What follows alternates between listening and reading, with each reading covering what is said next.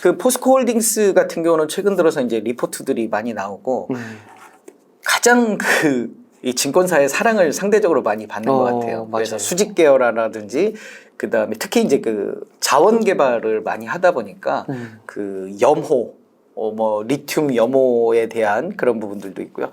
일단 포스코홀딩스는 지주회사거든요. 그래서 네. 상당 부분이 아직은 철강이 네. 한 3분의 2 정도 차지를 하는, 그래서 실적이 그래도 지속적으로 좀 늘고 있는데요. 그렇게 막 폭발적으로 느는 느낌은 좀 상대적으로 아닌 것 같죠. 근데 이제 PER은 아까 에코프로보다는 좀 많이 저렴해 보여요. 뭐 EV 에비타도 좀 상대적으로 좀 낮아 보이는 그런 모습들을 보여주고요. 영업이익 당기순이익 같은 경우는 한 30% 정도, 올해 기준으로 한 30% 정도 증가하는. 근데 발동이 포스코홀딩스는 2026년 이후부터 발동이 걸릴 것 같아요. 그런 부분들 때문에 뭐 유튜브에서 많이 강조들을 하시는 것 같고요. 일단 포스코홀딩스는 포스코, 우리 철강 회사를 지분을 100% 갖고 있고요. 리튬 관련해서 포스코 아르헨티나하고 포스코 필바라 리튬 솔루션 82% 정도 지분을 갖고 있는데요. 그리고 나머지 이제 퓨처엠이라든지 뭐 이런 회사들의 지분을 가지고 있는 그런 지주회사인 다 되게 거죠. 좋아 보여요. 네, 그래서 이제 일단은 지금 가장 많이 차지하는 게 포스코, 철강 회사죠. 실은 이렇게 분리를 시켰잖아요. 그래서 물적 분할을 하면서 포스코를 철강을 상장시키지 않겠다. 그래서 더블 카운트 하지 않겠다라는 부분들이 물적 분할 이후에도 조금 긍정적인 모멘텀을 가져줬고요. 작년에 실은 수혜 나가지고 많이 떨어졌어요. 그때 많이 떨어졌었어요. 그때 샀어야 되는데. 그렇죠. 그때 샀었어야죠.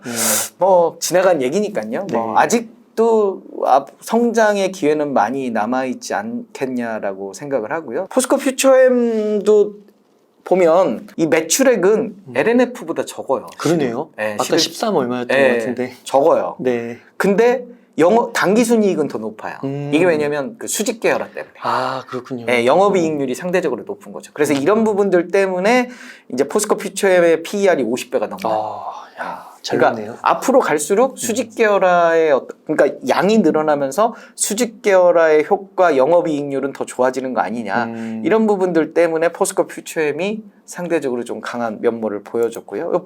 보면 지금 포스코 퓨처엠이 2027년 기준으로 전구체 내재화율이 43%, 에코프로가 33%, 그다음에 LG화학이 21%, 그러니까 LNF가 14%. 이런 부분들이 포스코 퓨처엠의 프리미엄을 상당 부분 준 거 아니냐라고 볼 수. 그러니까 영업이익률이 상대적으로 내재화가 높으니 좋은 거 아니겠느냐. 그 근간에는 아까 그 아르헨티나의 그 염호에서 나오는 그런 부분들이 결국 뭐 이 실적 개선으로 이어지는 게 아닌가, 뭐 그런 기대감을 낳는 거고요. 포스코 퓨처엠 보면 대부분 음극재보다는 양극재에 좀 실적이 맞춰져 있어요. 그래서 포스코 퓨처엠이 그동안 음극재 회사로 많이 알려져 있었는데 이제 양극재를 하면서 매출에서의 구성 비중도 대부분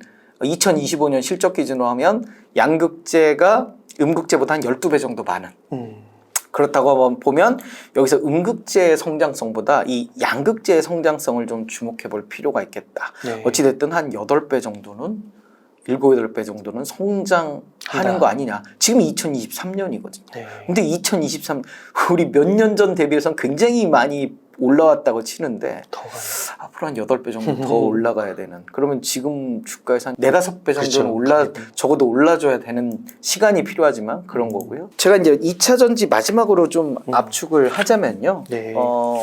일단은 그 바이든 정부의 정책, 그러니까 6%가 67%까지 가는 9년 정도 남았는데요. 그런 어떤 그 정부의 정책이 뭐 예를 들면 2차 전지 기업이 초과되는 그런 거 아니냐 하기에는 앞으로 9년 동안은 정부의 적극적인 그런 부분들이 있을 것 같고요.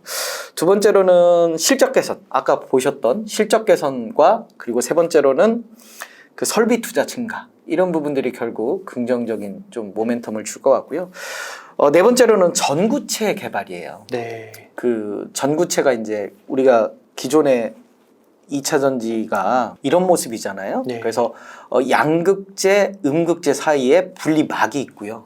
그 사이에 에너지를 이렇게 전달해주는 전해 질이 있어요. 전해액이 있는데 이런 부분들이 액체로 돼 있다 보니까 잘못하면 불이 나고 그다음에 부피를 많이 차지하고 그래서 이 부분을 고체화시키는 거예요. 네. 그거를 이제 전고체 배터리라고 하는데요. 꿈의 배터리라고 하는데 결국 전고체 배터리가 되면 이 전해액이라든지 분리막의 활용도는 좀 떨어질 것 같고요. 결국은 이제 양극재하고 음극재만 남는데 양극재가 차지하는 비중이 한 40에서 45% 정도 되거든요. 네. 어떻게 하면 배터리 가격을 낮추느냐는 이 양극재에 달려 있고요. 네. 반면에 또 성능을 어떻게 개발할 거냐도 이 양극재가 얼마나 멀리 갈 것이냐 이 부분을 차지하기 때문에 결국 양극재가 가장 중요한 키워드가 될 것 같고요. 그래서 저는 양극재 기업들 앞으로도 이 2차 전지가 발전하면 발전할수록 양극재 기업의 중요성은 좀 더 강화되지 않을까라고 생각이 들고요. 그래서 뭐 중국의 그런 표준 모델이냐, 우리의 표준 모델이냐, 뭐 여러 가지 뭐 다툼들이 있잖아요. 그래서 양극재 기업에 좀 집중해서 좀 쳐다보시면 그래서 양극재 기업의 어떤 주가 상승이 결국 지주회사의 실적 개선도 같이 이끌어가는 그런 모습들을 보이지 않을까 싶고요. 마지막으로는 저는 이제 그 미국의 금리 인상은 거의 끝났다고 보거든요. 그러니까 5.25에서 지금 5.5까지인데 여기서 금리를 더 올리면 저는 가장 큰 문제가 미국의 상업용 부동산의 부실. 지금도 뭐 상업용 부동산들이 많이 급락을 했잖아요. 코로나19로 인해서 이제 재택근무가 활성화되고 그러다 보니까 그리고 금리가 올라가면서 부동산의 어떤 투자 매력도 떨어지고 이런 상황에서 만약에 이 금리를 급격하게 더 올려버리면 결국 이 부동산, 상업용 부동산의 부실 문제가 더 커질 거고 이 상업용 부동산에 대출을 해준 미국의 지방은행들이 파산하기 시작하면서 걷잡을 수 없는 경기 침체가 와버릴 수 있거든요. 지금 미국의 시나리오의 가장 좋은 건 이게 인플레이션을 내리면서 경기 침체도 안 오는 아주 그냥 이루기 어려운 그런 목표를 향해서 가고 있거든요. 그래서 금리는 이제 이 정도 하면 거의 다 됐다. 그러면 금리하고 가장 큰 역외관계가 성장주거든요. 그래서 위험성이 가장 크고 그 다음에 그 미래의 기업 가치를 막 끌어와서 쓰기 때문에 이 급격한 금리 인상에 많은 조정을 보일 수밖에 없어요. 엔비디아도 그랬고 애플도 그랬고 테슬라도 이 금리 급등 기간에 주가가 힘을 못 썼잖아요. 그런데 이제 금리가 어느 정도 마무리된다고 하니까 이 미국의 성장주들이 가파른 상승세를 보여준 것처럼 이 2차 전지도 성장주의 하나이기 때문에 금리가 이제 어느 정도 마무리가 되는 우리 그 인플레이션의 어떤 중요 지수죠. 근원 그 PCE 물가 지수가 지금 많이 이제 떨어지고 있어요. 여기보다 이제 더 떨어질 개연성들이 있거든요. 그래서 이런 부분들이 결국 이 성장주인 2차 전지에도 긍정적인 모멘텀을 가져오지 않겠느냐. 그래서 시간이 해결해 줄 거다.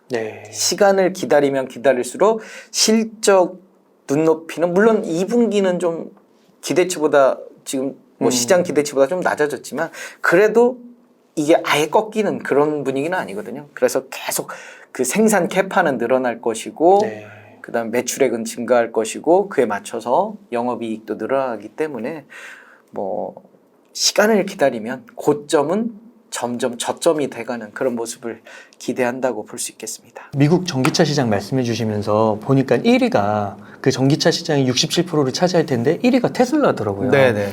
근데 요즘에 테슬라가 바닥 대비 좀 올라와서 약간은 주가가 지지부진한 것 같은데 테슬라의 미래는 좀 어떻게 보시는지 궁금합니다. 네, 지금까지 이제 테슬라가 실적 발표를 하면 그게 이제 뉴스에 팔라는 말이 있잖아요. 그러니까 기대감에 의해서 무언가 테슬라에서 뭔가 나올 것 같은데 발표를 할 것 같은데 근데 그 발표를 안 하니까 실망감에 이렇게 던지는 경우들이 많이 있거든요. 그러니까 뉴스에 팔아라.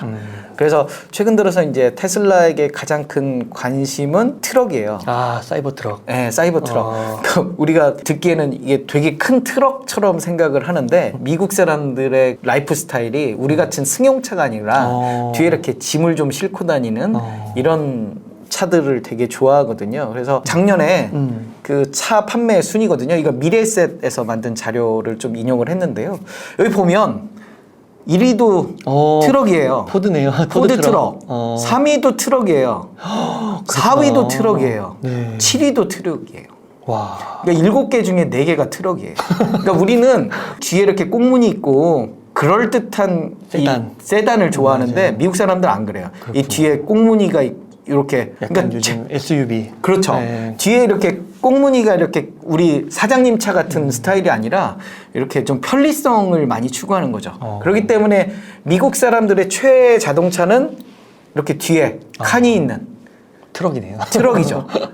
그런데 우리 그 왼쪽에 표를 보시면 모델 Y가 2020년 우리 코로나 시국에 양산이 됐거든요. 네. 그러면서 이게 모멘텀이 돼서 주가가 쭉 올라왔던 이런 부분들. 그러면 이 사이버 트럭이 나오게 된다면 와, 그렇게 되나요? 네, 그런 부분들이 와. 이 기대감이 있는데 이게 나오면 지금보다는 어떤 실적 개선세에 그러니까 어떻게 보면 미국 사람들한테 모델 Y보다 더 매력적인 차인 거예요. 그러니까 모델 Y랑 3가 전 네. 세계에서 가장 많이 팔린 차더라고요. 그렇죠. 내연기관 다 합쳐서 어마어마한 것 같아요. 네, 근데 이 차가 나오면 미국에서 미국에서 지금 와. 거의 모델 Y 못지않게 잘 나가지 않을까. 근데 이제 주가가 빠진 이유 중에 하나가 이거거든요. 여기 보면 이제 매출은 더 증가했어요. 그렇죠? 분기 매출은 증가를 했는데 이 영업이익률이 곤두박질 쳤다는 거죠. 한 자릿수가 됐네요. 네, 9.6%. 그러니까 그 원인에는 자동차 판매 가격을 대폭 낮췄잖아요. 할인해서 네, 할인. 그러니까 과거에는 이 테슬라의 재고 그게 한 뭐 4일 뭐 이랬는데 2주 뭐 이렇게 뭐 늘어났다고 그래요. 그래서 그런 부분들이 결국 안 팔리는 거 아니냐. 그래서 밀어내기 하면서 이렇게 이제 영업이익률이 떨어진 거 아니냐라는 건데요. 그 영업이익률 보면 이게 이제 그 최근 그 신문 기사에서 나온 건데요. 보면 기아는 한 13%까지 올라갔어요. 많이 올라가요. 네. 근데 이제 내연기관 차를 많이 팔면서 그런 부분들이 올라간 거 아니냐 혹자는 또 비판하기도 하더라고요. 근데 테슬라는 어찌됐든 이렇게 좀 떨어진 모습인데요. 그래도 GM이나 포드보다는 아직도 월등한 그런 모습이고요. 맞네요. 반면에 이제 영업 비용률은 상대적으로 아주 좋아요. 그러네요. 네, 8.6%로 GM이나 현대차, 기아보다 좀 좋은. 그러니까 어찌됐든 비용 절감 효과가 좀 있는 것 같고요. 아직도 뭐 그 테슬라의 판매량이 현대, 기아, GM, 포드보다는 압도적인 그런 상황인데 문제는 이제 작년도에 그 점유율이 65%예요. 네. 근데 올 2분기에 점유율이 59%까지 떨어졌어요. 떨어졌어. 그러니까 테슬라 입장에서는 점유율을 유지하는 게 굉장히 중요할 것 같아요. 점유율이 뚝뚝 떨어지는 것 자체가 결국 근데 이제 한편으로 생각해 보면 이 6%가 67%가 가려면 차값이 비싸가지고는 67%까지 갈 수가 없잖아요. 그렇죠. 결국 차값은 내릴 수밖에 없는 그런 어떤 그러니까 대중화가 되려면 결국 차값이 내릴 수밖에 없는 거예요. 이게 전기차의 비중이 올라가려면 그러니까 가난한 사람들도 차를 사야 되고 그 다음에 중소 서민도 사야 되고 그렇죠. 그래야만 이게 67%까지 가거든요. 그러면 2천만 원, 3천만 지금까지 원 비싼 차 뭐 한 5천만 원, 6천만 원 차들을 7천만 다 살 수가 없잖아요. 그렇죠. 예. 그러면 결국은 테슬라 입장에서도 이렇게 가격을 다운시킬 수밖에 없고 그다음에 이게 나오잖아요. 이게 나오려면 기존에 만들어 놓은 거 재고 처리해야 하잖아요. 그래서 이게 나오기 전에 이렇게 모델 Y도 좀 정리도 해야 되고 그러면서 이렇게 좀 이 영업이익률을 낮춘 게 아닌가. 근데 이제 이게 나오면서 영업이익률은 좀 올라가지 않겠느냐라는 부분들이고요. 이게 미래에셋 자료를 잠깐 또 인용을 하자면요. 이 지금 자율주행 데이터 확보가 테슬라가 압도적이에요. 예, 뭐 다른 기업들하고 비교가 안 될 정도로 어마어마한 그런 데이터거든요. 이 데이터를 활용해서 뭘 하겠느냐? 자율주행을 하겠다는 거거든요. 그래서 테슬라가 전기차 기업이다. 이렇게 생각을 하지만 전기차는 이 자율주행과 AI를 하기 위한 하나의 도구일 뿐이지 않겠느냐. 그런 측면에서 설명할 수 없는 이런 양질의 어떤 AI 기술이 결국 계속 격차를 그러니까 다른 뭐 현대차라든지요, 뭐 GM이라든지 포드라든지 자동차는 만들어요. 하지만 자율주행까지 넘어갈 수 있는 기술이 있느냐? 없다라고 보거든요, 현재는. 그리고 지금 그 스페이스 X 해가지고 이 위성을 상당히 많이 하고 있잖아요. 그래서 그런 부분들이 결국 AI에서 앞서 있기 때문에 저는 결국 시장 점유율은 좀 떨어질 수도 있겠지만 이런 AI와 연결해서 한 번씩 주가가 좀 정체를 보일 때마다 이런 혁신적인 아이디어들을 하나씩 내주면서 계속 이렇게 주가 방어를 해왔거든요. 그래서 앞으로 AI 그 자율주행 이런 부분들이 지금 뭐 레벨 4인가요? 이렇게 전 단계까지 왔는데 이런 부분들이 앞으로 계속 좀 기대하면서 그리고 로보택시 부분들도 이거 미래에셋 자료인데요. 로보택시에 대한 기대감. 그러니까 앞으로 로보택시를 이용하겠다.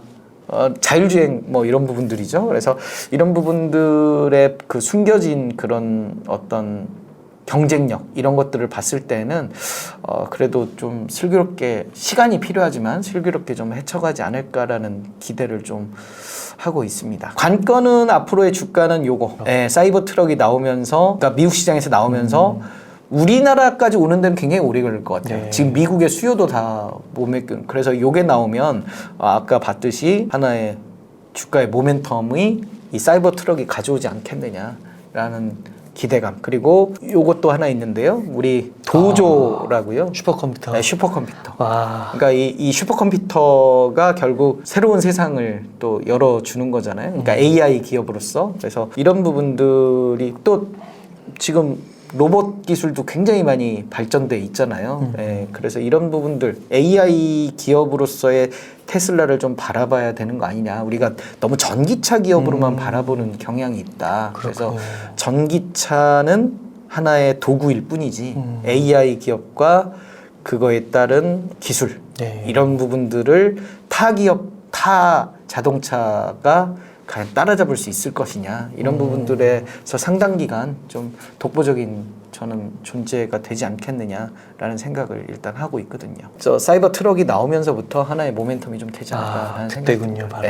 그래서 좀 조정을 많이 보인다면 저점 매수 관점으로 좀 접근하는 것도 나쁘지 않겠다. 뭐 이런 생각입니다. 그러니까 앞으로 진짜 이야기거리는 되게 많을 거 아니에요. 뉴스거리는. 그렇죠. AI 기업으로서의 앞으로의 그런 발전 가능성 그리고 로봇 택시라든지 이런 부분들 그리고 자율주행차 이런 부분들도 앞으로 계속 나올 이슈들이기 때문에요. 또 하나의 이런 계열화가 돼 있잖아요. 여기서 위성 기업과 전기차가 가져다 주는 그 백데이터.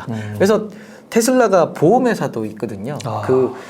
그러니까 개별 그 테슬라 타는 사람들의 운전 습관들을 위성에서 다 갖고 있으니까 맞춤형 보험을 할 수도 있는 거죠. 그래서 이 AI 기술을 활용해서 이 사람의 뭐 쇼핑 포인트라든지 어디를 주로 가는지 그 데이터들이 다 있으면 완전히 그 마케팅 쪽으로 활용 범위가 되게 넓은 거죠. 그래서 결국은 그런 뭐 챗 GPT와 같은 기업이 될 수 있는 거 아니냐라고 바라보시는 분들도 많이 있더라고요. 이게 이제 삼성전자의 우리 그 예측치인데요. 여기 보면 이제 반도체가 계속 올해 4분기까지 적자를 예상을 하잖아요. 그런데 내년 1분기 정도에 이제 흑자로 돌아서면서 이제 제갈 길을 가는 거 아니냐, 뭐 이런 기대감인데요.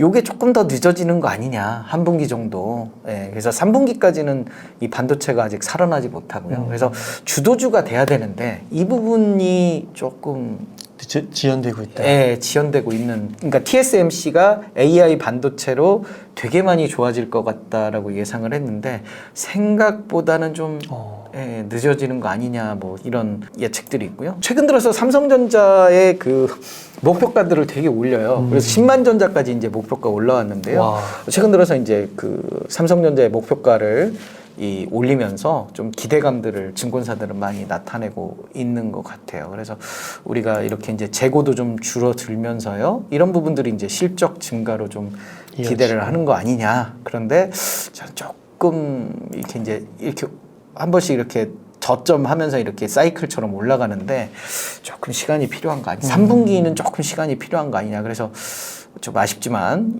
그 빈자리를 이제 2차 전지가 뭐 주도주가 없다 보니까 이렇게 치고 나가는 거 아닌가라는 그런 생각이 들고요. 이제 HBM 같은 경우 지금 SK 하이닉스가 시장의 한 50% 정도 차지하고 삼성전자가 한 40% 정도. 그러니까 우리나라 기업이 90% 정도 네. 거의 차지를 하고 있는데요. 시장에서 예측을 못했대요. HBM이 네. 이렇게 잘 될지. 근데 어찌됐든 이 하이닉스가 먼저 치고 나가가지고 HBM이 전체 매출액에서 차지하는 비중은 한 10% 내외 정도로 계속 많이 작네요. 그래도 3년 지나서도. 그렇게 많은 이렇게 포션을 차지하고 그런 건 아니더라고요. 그래서 어찌됐든 요게 이제 증가하면서 실적이 좀 좋아지는 거 아니냐라고 이제 기대를 하고 있긴 한데요. 그렇다고 해서 막 엄청난 그런 거는 좀 시간이 필요하지 않을까 뭐 이런 생각입니다. 어찌됐든 엔비디아의 이렇게 요구되는 칩수는 계속 증가를 하긴 하거든요. 그래서 올해 대비해서 한 70% 정도, 뭐 한 40% 정도, 50%, 뭐 한 40~50% 정도, 와. 이 정도 이제 칩수는 증가한다고 보긴 하니까요. 그래서 엔비디아 주가가 날아갔군요. 네. 그래서 뭐 엔비디아도 사실 이거 뭐 반사이익을 거의 뭐 독점하면서 반사이익을 얻고 있는 거고요.